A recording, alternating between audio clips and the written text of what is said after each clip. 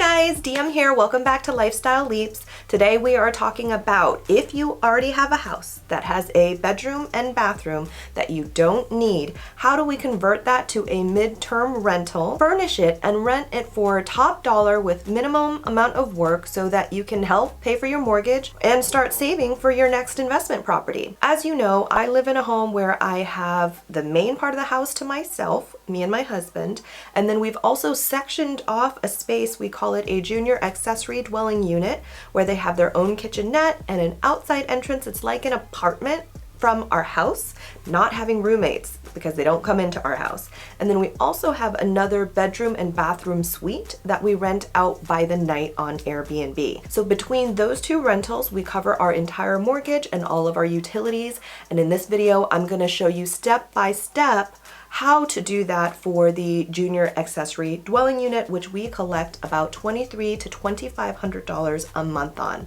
Let's go.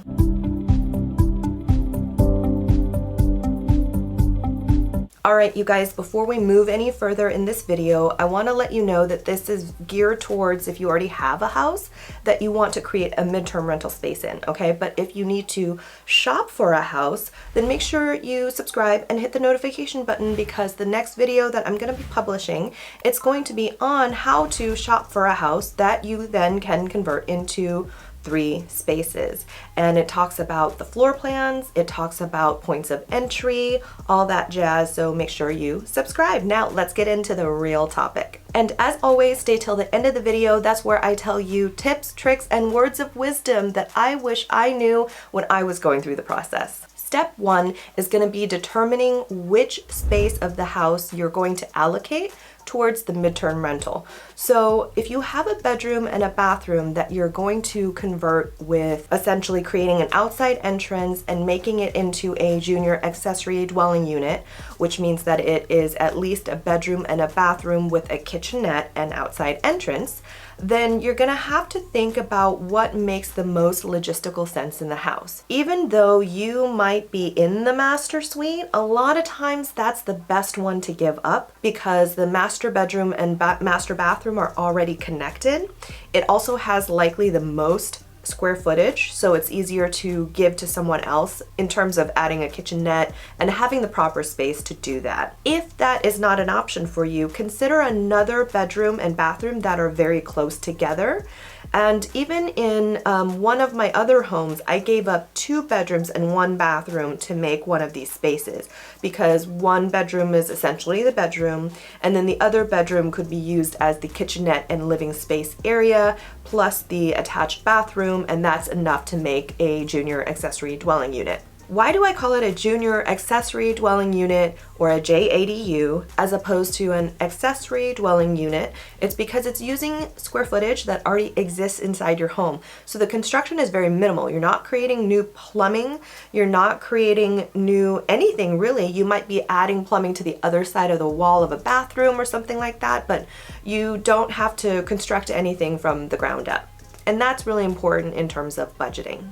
Another point to consider when you're determining the space that you want to give up for this JADU is the point of entry. So when you think of the house, right, and there's the front door of the house and also the garage where you go into the main house, that's likely going to be your point of entry. And so what space in the home that you can create a new door to access, maybe a new part of the fence line that you can open up and create a gate to get into the yard area that is going to be as much out of your hair as possible. Not only is that going to be convenient for you, but also for your renters' privacy. They probably prefer to not be observed every time they have to get into their space. Consider also which parts of the unit is going to share walls with the rest of the house.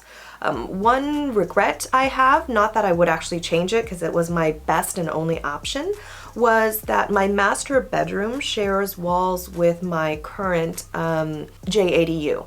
So in terms of sleeping time, I sleep kind of early, and even if my guests are not loud, but you know, like let's say they drop a pan or they're showering and singing, I do hear some muffled sounds that kind of are not ideal. So consider that, but even then I chose to do it anyways because it was the best arrangement based on the configuration of our house.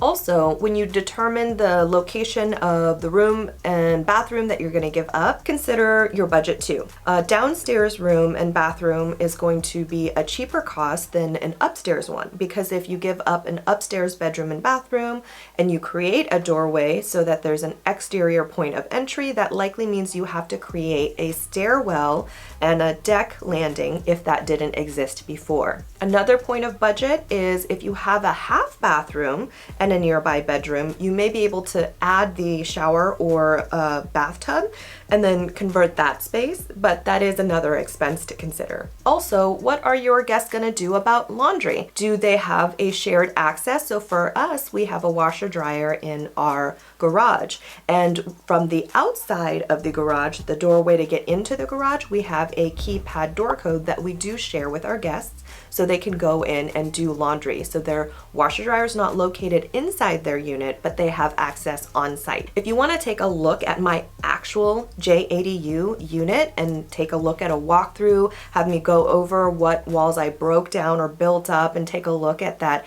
outside entry, I'm gonna link the video down below, so check that out after you watch this video. All right, step number 2, it's going to be finding your contractor. So the best way to find a contractor is definitely going to be asking around for a referral. But even though you get a referral, you still want to do your due diligence and do reference checks on this contractor. In addition to interviewing him in person, have him walk the project with you and kind of talk about budgeting and work, you can also ask for some references where you would call. Now, one key factor is not any reference will do. Try to find a reference where that job is a similar job than what you want this contractor to now do. You're going to want to ask about timeline. Did he meet timeline expectations or budget expectations? And was he able to do the work with permits? So when you hire a contractor, you should also consider, are they going to be able to draft up plans for you? Some contractors want to work with architects and the architects create the plan. That is often going to be more expensive than just having a contractor who's willing to draft plans and submit his plans to the city for you than working with an architect. It's also important to have a contractor that's very familiar with working in your city.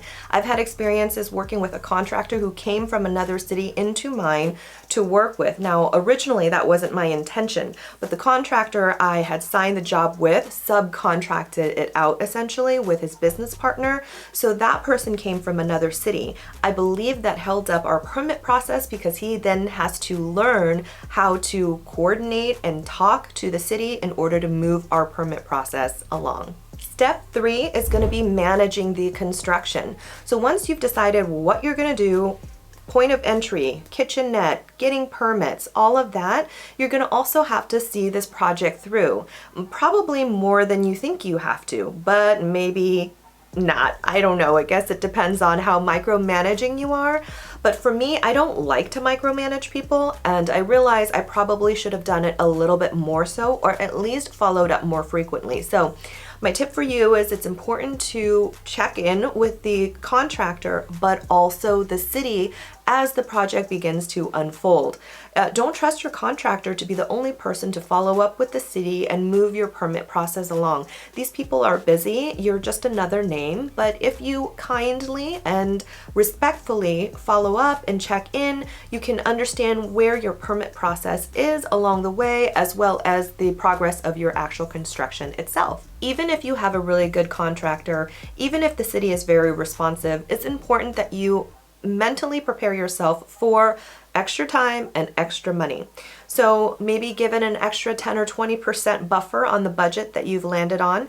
And even with the city, you know, following up is a great way to move the process along, but things can get held up. Can you imagine what happened during COVID and all of the delays that there were? Make sure that you have enough money to cover for the mortgage and not expect the rents to make the mortgage payments for you, because that's very important. At the very least, make sure you have 3 to 6 months of emergency fund in your emergency account, your savings account, with consideration of the budget that you're going to use. So do not allocate all of your money towards this budget. You still have to have an emergency fund to help you with the carrying costs of paying for the full mortgage until the project is done and until you can start collecting rent on it. The last step usually in construction is getting a certificate of occupancy from the city. Now, I am just speaking in terms of my own personal experience, so I don't know what it's called everywhere, but usually it's a sign off that says, hey, you're all right to go ahead and start renting this unit out and someone can move in and effectively live there. So once you receive the occupancy certificate, then you're ready to furnish, list, and get renters in there. So that takes us to the next step. Step number 4 is going to be furnishing your units. So let's talk about it. What kind of budget is that going to look like? Well, the good thing is that your JADU is probably small enough to where it's not going to require that much money. You have, well, in mine at least, I have a bedroom studio, so there's no couch. It's a bathroom. So we're talking about, you got the bed frame, dressers, maybe a small sitting area, dining area. If you have outside space, maybe a little bit of patio furniture, bistro set for 2 with an umbrella. The kitchen actually adds up, even though you don't think that it would. You think about plates, bowls, cups, utensils, cooking, pots and pans. All of those things kind of add up. Even random utensils like can openers, wine bottle openers, all of those things you should have for your guests. So that, and then in the bathroom and for the bed, you're gonna have linen. So towels, bedding, the mats, the floor mats for the bathroom so that you don't have water leaking everywhere. So all of those are inside the unit for the guest, and then from there they have to wash their own stuff and put it, back to dry. Okay, so where do you cut costs and where do you go all out when it comes to furnishing your units? I recommend that you buy things like dressers and maybe dining sets used because you can save a lot of money. Those things are actually more durable with the older furniture than the newer ones that are put together. But again, the space is so small, you might not have to worry about it. Even the TVs I could buy used. Just make sure that you look at the label in the back to see when the manufacturing year is. Because now they're all flat screen, so it's really hard to say what's old and what's new, how long has this been owned, how much more life is left. So I just look at the manufacturing year, and I would say anything with like 5 years or less is probably fine. My biggest tip to you when it comes to furnishing your unit is don't get carried away with design. Remember, this is still an investment, so you do want to furnish the place so that it's attractive enough to be one of the top picks for renters in your area. But you don't want to go overboard with your furnishings for 2 reasons. It is somebody else's space, so don't put too many personal touches where they might feel a conflict of style or disinterested in the clutter. And then the second thing is the more things you put in there, the more things you have to pay for. And is that going to be a good return on investment? Will you actually get more money based on your decorations? Likely not. If the place is clean and stylish, but not overly decorated, you will be the top of the pick, but you will not necessarily make more money. So just keep that in mind. Link down in the description, I have everything that I use to furnish my rentals, so you can take a look at it there. It is an affiliate link to Amazon, so if you make any purchases, I will get a small commission that doesn't affect you. And that's a great way to support the channel. If you're looking for ideas or inspirations, tips and tricks for your midterm rentals, how to furnish it and how to decorate it, check out the other 2 videos that I've also linked down below where I do a walkthrough of midterm rentals that you can copy after. All right, now that you're done furnishing your unit, what's next? Step 5 is gonna be photos and listing. Let me tell you, photos are so important. It's pretty much the only piece of marketing you're going to be using besides your copywriting, how you describe the property. And so it is worth it to invest in a professional photographer. Now, if you don't wanna do that, and it should only be like $150, maybe $200 to do. But if you don't want to do that, then make sure that you actually look up how to do photography for real estate or rental properties on YouTube. Don't just wing it yourself, because it is really important to stay ahead of the curve against your competition. And when people are searching for you online, the first thing they're going to see are your photos, and that can exclude you from their top choices for consideration if they aren't very good. So invest either your time or some money to make sure that your photos are top notch. Okay, so now that your photos are done, you're going to create accounts on VRBO, Airbnb, and Furnished Finders.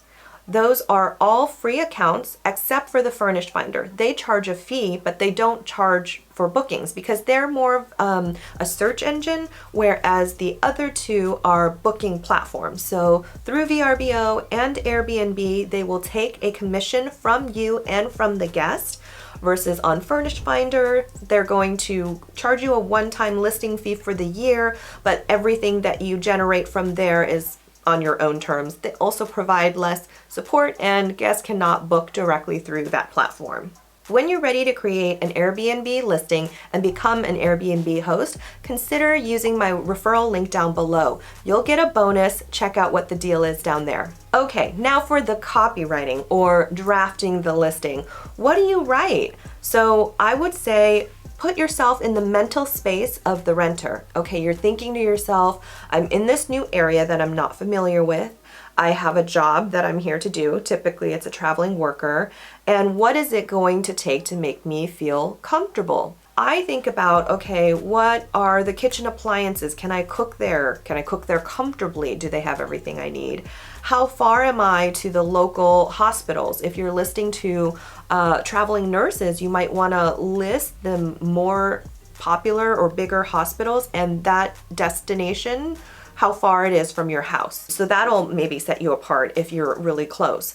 Also, laundry. They're definitely going to want to know if they can do laundry on site or in unit. And parking. Parking is definitely a big deal. If they have their own vehicle, they're going to want to be parking close or safely around your property. So think about the things that they might be curious about. Oh, what about restaurants? Are they close by? Grocery stores? Is it in walking distance? Are there any local hiking trails, places for them to be active?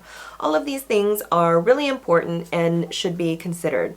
Another key point too is television. Do you provide any subscriptions on the TV? Can they sign in using their own subscriptions? Is it a smart TV? So all of those things, you know, I just try to put myself in the mindset of the traveler, and that's how I draft my copyright. In addition to all of the amenities that you want to list, you might also want to address some obvious things to you, but not so obvious to them. Like, it's important that they know that this is a shared wall unit. That this unit is accessed through a side gate and you have to walk up some stairs, or whatever that is relevant that they need to know. The owner lives in the main house. There is another rentable unit in this space. They have a private balcony area, but the rest of the home and yard is not for their access. These are important key factors to note. Also, quiet hours between 10 p.m. and 8 a.m. or whatever your quiet hours are. So anything like that that's important for them to know up front that could play a part in their decision making. I put that so clearly because I don't want them to arrive and feel like they've been tricked. The unit is smaller than what it looks like. Oh, now there's a shared wall. I feel uncomfortable with that. All these things I list up front. The last step is to accept your first booking.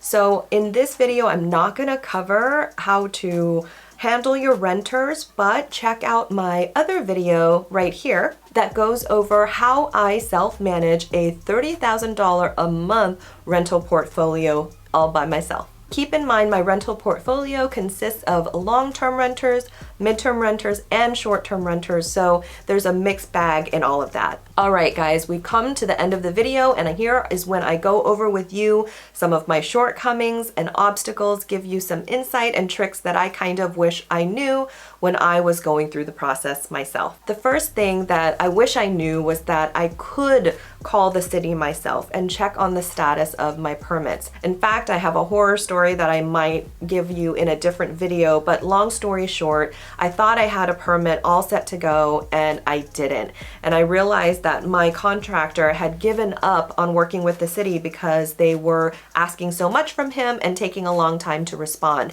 So you being the homeowner and approaching it from an angle of not enforcing anything with the city or being aggressive with them, but just as a concerned homeowner wanting to make sure that their contractor is doing their job properly, being on point and on time, and just gentle check-ins like that can go a long way. My contractor ended up taking a lot longer than he said he was going to on both of my conversion projects. So I would recommend that you negotiate with the contractor up front saying, hey, I know that this is your projected timeline and I'm not a stickler. I understand sometimes things go over, but I also don't want to find myself in a situation where this project ends up taking double or triple the length of time that you say. What things can we put in place to ensure that that doesn't happen? And maybe he can collaborate with you and work on some kind of deal where an example that I could think of would be if he exceeds the budgeted time by, let's say, 4 weeks, then we dock,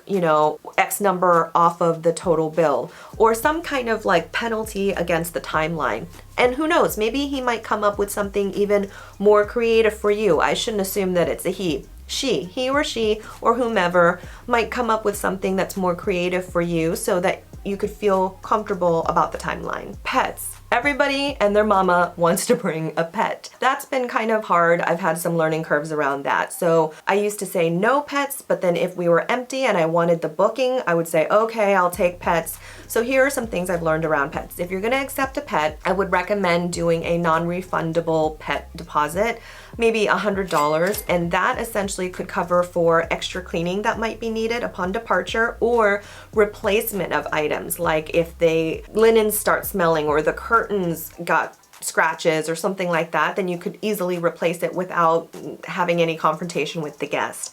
Also, I would do that. I would just automatically throw away every linen thing inside the unit and replace it with new ones if a guest had pets. Another thing to consider is maybe you want to allow for non-shedding breeds, but not shedding breeds, or a weight limit on the pets. These are things that you can do. Keep in mind though that there are some regulations around service animals and having to allow certain people with disabilities to have service animals. Check with your local area because there's a difference between an emotional support animal and actual service animal who helps with a disability.